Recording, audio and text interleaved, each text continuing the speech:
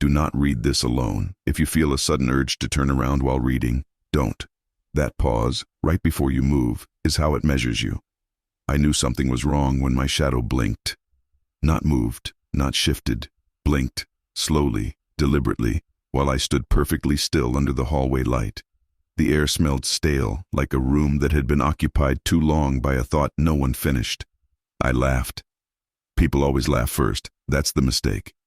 From that night on, the house began correcting me. If I sat in a chair, it angled slightly forward. If I locked a door, the lock warmed, as if recently used from the other side. My phone battery drained only while I slept. Every morning a new smudge appeared on the mirror at mouth level, wiped away from the inside. At 2:46 a.m., I heard my own voice whisper my name from the bathroom. It sounded tired, grateful, like it had finally found me. I recorded myself sleeping. In the footage, I never moved. But something else did. It rose slowly from my chest, not physically, not cleanly, like a second posture peeling itself out of me. It leaned close to the camera and studied the lens with curiosity, as if learning what eyes were for. Then it placed a finger to my lips. "Shh," it mouthed. "He wakes easily." The next morning, I had fingerprints on the roof of my mouth.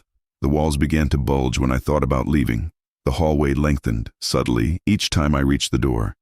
My reflection stopped copying me altogether. It stood still now, watching, breathing slightly out of sync. Its gaze followed my pulse. "You're making space," it said without sound. "That's very generous." The final night, I felt it sit up inside me. Not pain, not possession, alignment. Memories slid away like furniture being moved for someone more important. I understood then. It didn't want my body. It wanted the quiet behind my eyes, the empty seat where decisions are made. They found me standing in the hallway, facing the wall, whispering apologies to the light switch. The camera was still recording. If you enhance the audio, you can hear a second voice beneath mine, calm, steady, instructional, explaining how to stand properly in a human shape. If you're still reading this and feel watched, it's because it learned from me and it's checking whether you'd fit better.